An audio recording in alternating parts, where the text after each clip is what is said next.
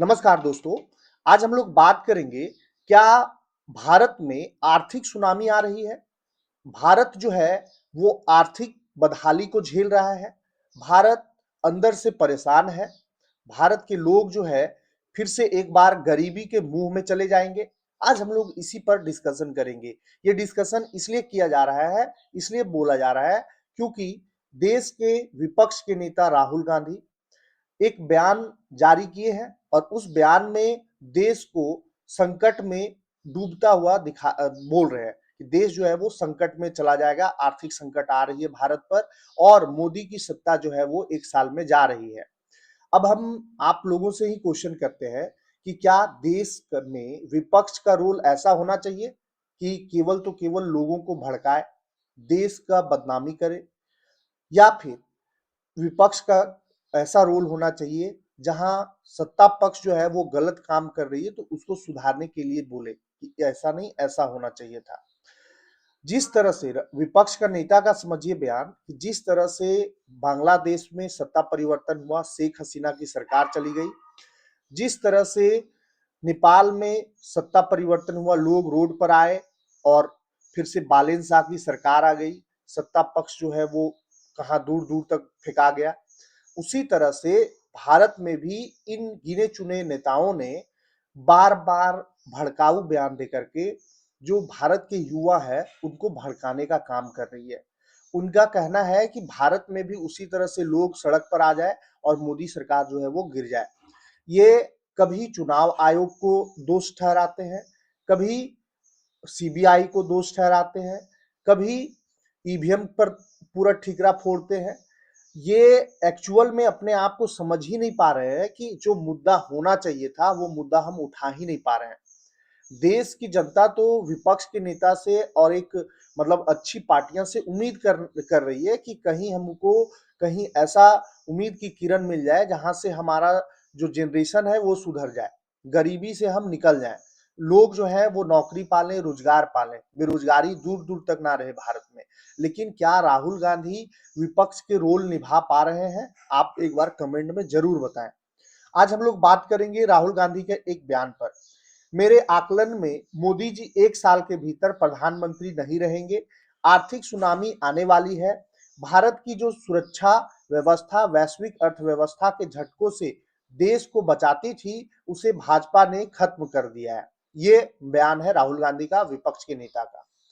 लोकसभा में विपक्ष के नेता और कांग्रेस सांसद राहुल गांधी के बयानों के बाद सियासी घमासान मचा हुआ है। बीजेपी लगातार उन पर हमलावर है। राहुल गांधी ने बुधवार को केंद्र की मोदी सरकार को लेकर कुछ ऐसे दावे किए हैं जिसकी वजह से बीजेपी उन पर निशाना साध रही है। राहुल गांधी ने दावा किया है कि देश में एक तरफ भयंकर आर्थिक सुनामी आ रही है, वहीं दूसरी तरफ संस्थागत विद्रोह हो रहा है। उनका कहना है कि मोदी सरकार ने जो कंट्रोल सिस्टम बनाया था अब वह अनकंट्रोल हो रहा है, ढह रहा है। कांग्रेस नेता ने यह भी दावा किया कि अगले 1 साल के भीतर मोदी सरकार गिर जाएगी और नरेंद्र मोदी प्रधानमंत्री नहीं रहेंगे। बीजेपी प्रवक्ता प्रदीप भंडारी ने राहुल गांधी को अराजक बताते हुए उन पर आरोप लगाया कि वह देश में लोकतांत्रिक संकट लाना चाहते हैं। वहीं महाराष्ट्र बीजेपी के अध्यक्ष चंद्रशेखर बावनकुले ने कहा कि जब तक प्रधानमंत्री नरेंद्र मोदी है राहुल गांधी को चिंता नहीं करनी चाहिए। राहुल गांधी को अपनी पार्टी की चिंता करना चाहिए क्योंकि जो कांग्रेस पार्टी है वो पूरा देश में आज हाशिए पर खड़ा है, सभी जगह चुनाव हार रही है, विपक्ष का नामो निशान मिट रहा है। कांग्रेस से ज्यादा तो क्षेत्रीय पार्टियां जो है वो सीट लेकर के आ रही हैं।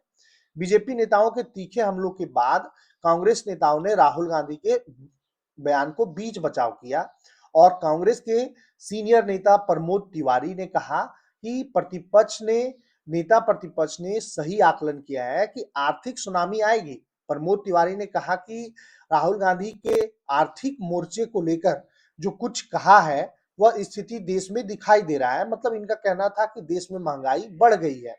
कांग्रेस ने अपने सोशल मीडिया हैंडल पर बुधवार को एक वीडियो अपलोड किया जिसमें राहुल गांधी मोदी सरकार को लेकर के कई तरह के दावे कर रहे हैं। राहुल गांधी यह भी कह रहे हैं कि एक तरफ देश में भयंकर आर्थिक सुनामी आ रही है, वहीं दूसरी तरफ देश में संस्थागत विद्रोह हो रहे हैं। उन्होंने इसके पीछे पीएम मोदी और भारतीय जनता पार्टी को जिम्मेदार ठहराया। राहुल गांधी एक तरफ से भयंकर आर्थिक सुनामी आ रही है, कीमतें बढ़ रही हैं, आर्थिक संकट आएगा हिंदुस्तान में जो आपने कभी नहीं देखा होगा, इसको अब कोई नहीं रोक सकता। दूसरी तरफ हिंदुस्तान के सिस्टम के अंदर इंस्टीट्यूशनल रिवॉल्ट यानी कि संस्थागत विद्रोह हो रहा है। उन्होंने दावा किया कि आप सोचते हैं कि चुनाव आयोग पूरी तरह से कंट्रोल है, लेकिन वो 3 साल पहले पूरी तरह अनकंट्रोल हो चुकी थी। मुख्य चुनाव आयोग के मैसेज मेरे पास आ रहे हैं। इंटेलिजेंस सिस्टम के हेड, सीनियर जुडिशियरी सारे के सारे विद्रोह कर रहे हैं, जानकारी दे रहे हैं हमें। अब राहुल गांधी का ये बयान कि जो चुनाव आयोग का जो चुनाव आयुक्त है वो इनको मैसेज कर रहे हैं, तो अभी हाल फिलहाल में पश्चिम बंगाल में चुनाव हुआ, वहां यही सब नेता कांग्रेस और तृणमूल कांग्रेस, यही सब विपक्ष के जो गिने चुने नेता हैं, वो चुनाव आयोग को पूरा का पूरा जिम्मेवार ठहराया कि चुनाव आयोग की कमी के कारण पश्चिम बंगाल हम हार गए। ये क्या बोलते हैं, इनका अपने बिना पेंदी का लोटा हो गए हैं विपक्ष के सारे। अब चुनाव आयोग सही है, चुनाव आयोग गलत है, कभी सही बोलते हैं कभी गलत बोलते हैं, ये भी इनको पहले अच्छे से समझ लेना चाहिए कि आखिर सही है या गलत है चुनाव आयोग। जो कंट्रोल का सिस्टम था, यानी कि चुनाव आयोग पर ये बोल रहे हैं कि जो कंट्रोल का सिस्टम था वो अंदर से ढह रहा है, क्योंकि इन लोगों को दिख रहा है कि जनता का प्रेशर ऐसा भयंकर आएगा और अगर हम इस रास्ते पर चलते गए तो हमारे लिए खतरा हो सकता है। राहुल गांधी ने दावा किया कि उन्हें अंदर की सारी जानकारियां मिल रही है। उन्होंने दावा किया कि मेरे पास जानकारियां आ रही है, सिस्टम मुझे जानकारी दे रहा है। मोदी जी के बारे में, शाह जी के बारे में, उनके बेटों के बारे में, मंत्रियों के बारे में, अजीत डोभाल के बारे में पूरी जानकारियां आ रही है। इसके बाद राहुल गांधी ने दावा किया सरकार जनता के प्रेशर से निपटने के लिए इमरजेंसी लगा सकती है। उन्होंने दावा यह भी किया कि हो सकता है कि जनता के प्रेशर को ये दबाने की कोशिश करें और इमरजेंसी जैसी चीज कर दें, ये हो सकता है, लेकिन अब हम दूसरे स्टेज में जा रहे हैं। पहले हम पूरी तरह से कंट्रोल स्टेज में थे, अब हम कंट्रोल से बाहर जा रहे हैं। उन्होंने कहा मोदी जी जानते हैं कि जिस सिस्टम को उन्होंने कंट्रोल किया था वो अब ढह रहा है और पूरी इंफॉर्मेशन दे रहा है। आप देखना, ये मेरा आकलन है कि 1 साल के अंदर मोदी जी प्रधानमंत्री नहीं होंगे। बीजेपी प्रवक्ता प्रदीप भंडारी ने राहुल गांधी के बयान पर प्रतिक्रिया देते हुए कहा, अराजक बताया और कहा कि वह देश में लोकतांत्रिक संकट पैदा करना चाहते हैं। उन्होंने कहा कि जॉर्ज सोरस और राहुल गांधी मिलकर देश में अराजकता फैलाना चाहते हैं। राहुल गांधी देश में लोकतांत्रिक संकट पैदा करना चाहते हैं। उन्होंने यह भी कहा कि मैंने राजनीति में कभी भी ऐसा व्यक्ति नहीं देखा जो भारत से इतनी नफरत करता हो जितनी राहुल गांधी करते हैं। राहुल गांधी ये जान चुके हैं कि लोकतांत्रिक रूप से वो देश की जनता का भरोसा नहीं जीत सकते, तो वो अब लोकतंत्र, भारत की स्थिरता और सुरक्षा से ही विरोध करने लगे हैं। वहीं महाराष्ट्र के बीजेपी अध्यक्ष चंद्रशेखर बावनकुले ने भी राहुल गांधी पर निशाना साधा। उन्होंने अपनी पार्टी को बचाने के लिए कहा कि आप राहुल गांधी जी, आप अपने पार्टी को बचाइए, क्योंकि आपकी पार्टी जो है वो हर जगह हार रही है। राहुल गांधी दिन में भी बुरे सपने देखते हैं। सपना देखना चाहिए, लेकिन सपने में जान होनी चाहिए। राहुल गांधी अमीरी में बड़े हुए, उन्हें गरीबी समझ नहीं आती। गरीबी समझ आती है प्रधानमंत्री नरेंद्र मोदी जी को। उन्होंने कहा मोदी जी ने गरीब कल्याण की योजना लाकर गरीबी की चिंता की। देश को कैसे बनाना है ये मोदी जी जानते हैं। जब तक मोदी जी हैं, देश के प्रधानमंत्री हैं, राहुल गांधी को देश की चिंता नहीं करना चाहिए, अपने पार्टी की चिंता करना चाहिए, अपने परिवार की चिंता करना चाहिए। भारतीय अर्थव्यवस्था को लेकर कई अर्थशास्त्री खुलकर मोदी सरकार की आलोचना कर रहे हैं, लेकिन इन आलोचकों की सूची में बीते कुछ सालों में उन अर्थशास्त्रियों के नाम शामिल हो गए हैं जो कभी मोदी सरकार के समर्थन में, मोदी सरकार की नीतियों को समर्थन देते थे।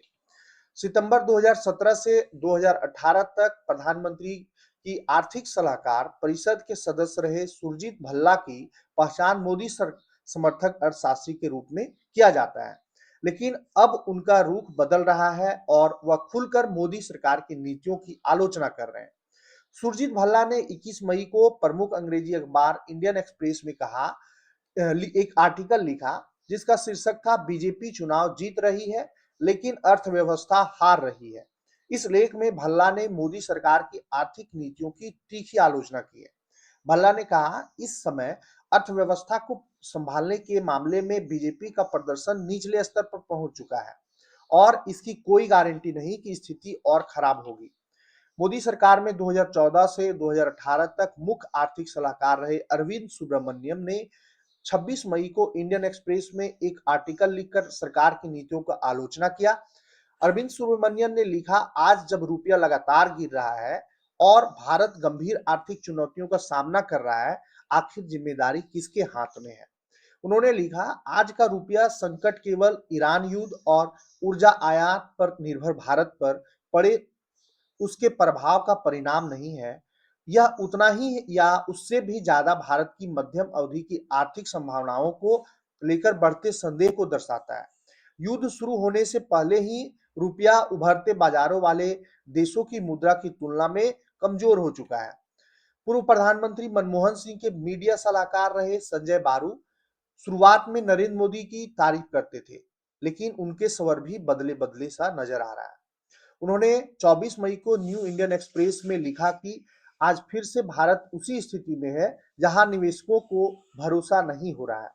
उन्होंने लिखा, 1991 और 2004 में कारोबारी जगत और मीडिया ने खुलकर अपनी चिंताएं व्यक्त की थी और राजनीतिक नेतृत्व पर ऐसा माहौल बनाने का दबाव डाला था जिससे निवेशकों का भरोसा लौट सके। लेकिन आज का मीडिया काफी हद तक भयभीत और संकोची हो चुका है, जबकि कारोबारी समुदाय ज्यादा जोखिम से बचने वाला और डरा हुआ दिखाई देता नजर आ रहा है। बारू ने लिखा है कि अब हर अच्छी खबर को बढ़ा चढ़ाकर पेश किया जाता है और हर बुरी खबर को दबा दिया जाता है। जब भारत को दुनिया की तीसरी सबसे बड़ी अर्थव्यवस्था बनने की दहलीज पर बताया जा रहा है था, तब खूब उत्सव मनाया गया। लेकिन आज जब भारत छठे स्थान पर पहुंच गया है, तो बहुत कम लोग यह सवाल पूछ रहे हैं कि ऐसा क्यों हुआ। ईरान युद्ध की वजह से दुनिया भर में ऊर्जा संकट देखने को मिला है। इसकी वजह से कच्चे तेल और ईंधन की कीमतें बढ़ी है। भारत में मई महीने में सरकार ने 2 हफ्तों के भीतर 4 बार पेट्रोल और डीजल की कीमतें बढ़ाई थी। मई 25 को कीमतों में आखिरी बढ़ोतरी हुई है। समाचार एजेंसी पीटीआई के मुताबिक 25 मई को कीमतों में बढ़ोतरी के बाद देश की राजधानी दिल्ली में पेट्रोल की कीमत 102 रुपये प्रति लीटर जबकि डीजल की कीमत 95 रुपये प्रति लीटर थी। इसके अलावा सरकार ने कमर्शियल सिलेंडर और सीएनजी के दामों में भी बढ़ोतरी की है। देश में एक चिंता डॉलर के मुकाबले रुपये के गिरते स्तर को भी माना जा रहा है। समाचार एजेंसी पीटीआई गुरुवार को अमेरिकी डॉलर के मुकाबले रुपया 7 पैसे गिरा। इसके बाद $1 95.83 रुपये के बराबर हो गया है। बीते महीने प्रधानमंत्री नरेंद्र मोदी ने देशवासियों से एक अपील की थी कि वे पेट्रोल और डीजल का इस्तेमाल कम से कम करें और पब्लिक ट्रांसपोर्ट का इस्तेमाल ज्यादा से ज्यादा करें। उन्होंने अनावश्यक विदेशी यात्रा से बचने, 1 साल तक सोना ना खरीदने, घर से काम करने और किसानों से रासायनिक खाद का इस्तेमाल 50% तक कम करने की अपील की थी। हालांकि प्रधानमंत्री की घोषणा के बाद बीबीसी हिंदी के कार्यक्रम द लेंस में पूर्व वित्त सचिव अशोक झा ने कहा कि अभी हालात उतने चिंताजनक नहीं है। उन्होंने कहा, प्रधानमंत्री ने जो कहा है वह एक अपील है लोगों से कि फॉरेन एक्सचेंज का मामला गंभीर हो सकता है। अगर पश्चिम एशिया का युद्ध चलता रहा और उससे फॉरेन एक्सचेंज रिजर्व पर असर पड़ता है तो कुछ दिनों बाद, 1 महीने बाद मामला गंभीर हो सकता है। इसलिए उन्होंने जो कहा उसका एक महत्व यह है कि फॉरेन एक्सचेंज को बचाकर रखिए, उसे मत गंवाइए। इसलिए उन्होंने कहा कि सोना मत खरीदिए, वर्क फ्रॉम होम कीजिए ताकि ईंधन कम खर्च हो सके। इस बीच भारतीय शेयर बाजार कैपिटलाइजेशन के मामले में ताइवान और दक्षिण कोरिया ने भी पीछे हो गया है। भारत स्टॉक मार्केट कैपिटलाइजेशन यानी शेयर बाजार की वैल्यूएशन रैंकिंग में फिसलकर 7वें स्थान पर पहुंच गया है। दक्षिण कोरिया छठी रैंकिंग पर है। इससे पहले ताइवान ने भारत को इस मामले में पीछे छोड़ा था, यानी कि भारतीय शेयर बाजार जो है वो अभी 7वें स्थान पर चला गया है। इस तरह से भारत में शेयर मार्केट तो टूटा ही टूटा है। और अब समझने वाली बात यह है कि क्या कोई भी व्यक्ति बता सकता है कि जब दो देश में लड़ाई हो और वो देश लड़ रहे हो जो दुनिया को तेल सप्लाई करते हैं, सीएनजी सप्लाई करते हैं, एलएनजी सप्लाई करते हैं, तो क्या देश में महंगाई नहीं आएगी? क्या मोदी जी जानबूझ करके महंगाई ला रहे हैं या फिर पूरा जनता से लेकर के विपक्ष को से लेकर के पूरा दुनिया को दिख रहा है कि भारत इतना बड़ा पॉपुलेशन वाला देश है, जहां भारत पेट्रोल और डीजल पर दूसरे कंट्री पर निर्भर है। 90% पेट्रोल और डीजल भारत दूसरे कंट्री से मंगवाता है। तो क्या जब ये इनके दाम बढ़ेंगे, जब ये नहीं मिलेंगे, तो आर्थिक संकट गहराना तो लाजमी है।